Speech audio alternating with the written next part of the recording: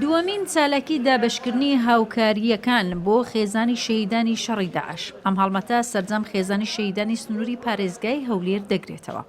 بەڕێوەبەری کۆچ و کۆچبەران و وەڵامدانەوەی ناوەندی قەیرانەکانی پارێزگای هەولێر ئاماژە بە هاوکاریەکان دەکات و دەڵێ ئەم هەڵمەتە لە داهاتوو بە شێوەیەکی فراوانتر بەردەوام دەبێت.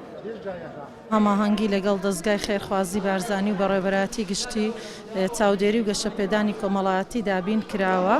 لە قۆناغی یەکەمیش هاوکاری 250 شەهید کرا و پێویستە لێرە سوپاسی کۆمپانیای کارگروپیش بکەین کە لە قۆناغی یەکەم لەسەر داخوازی بەڕێز پارێزگاری هەولێر بە وەکالەت و لە ڕێگای بەڕێوەبەراتی گشتی چاودێری و گەشەپێدانی کۆمەڵایەتی کۆمپانیای کارگروپ هاوکاری 550 خێزانی شەهیدی سەربەرزی شەڕی داعشیان کرد بە دابینکردنی بەرمیلێک نەوت بۆیان و ئێستاش بەردەوامە لە شوێنەکانی تریش و ئەمڕۆژ ئەو هاوکاریە دابین کراوە لەگەڵ ئەوەی کە بەڕاستی هەرچی بۆ ئەوان بکرێت کەمە هاوکاریەکە ینی هاوکاریەکی باشە و ئیشاڵا بەردەوامیش دەبین بۆیان.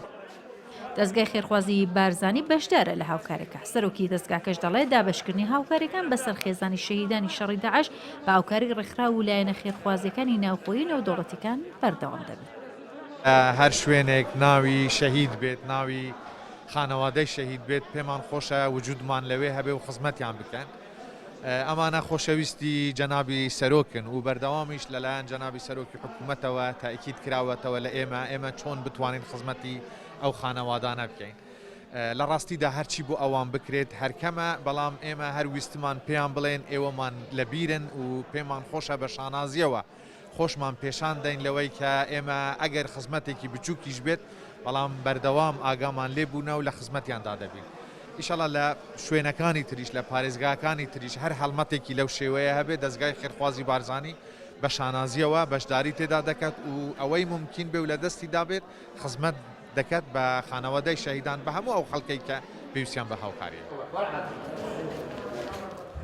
بەڕێوەبەراتی کۆچ و کۆچبەران و وەڵامدانەوەی قەیرانەکانی پارێزگای هەولێر بە هەماهەنگی لەگەڵ دەستگای خێرخوازی بارزانی هاوکاریان بەسەر 270 خێزانی شەهیدی شەڕی داعش دابەشکرد و ئاماژیان بەوشکرد ئەم هاوکاریانە کە بووە سەرجەم خێزانی شەهیدانی شەڕی داعشە لە سنووری پارێزگای هەولێر تایبەتە بە پێداویستەکانی وەرزی سستان.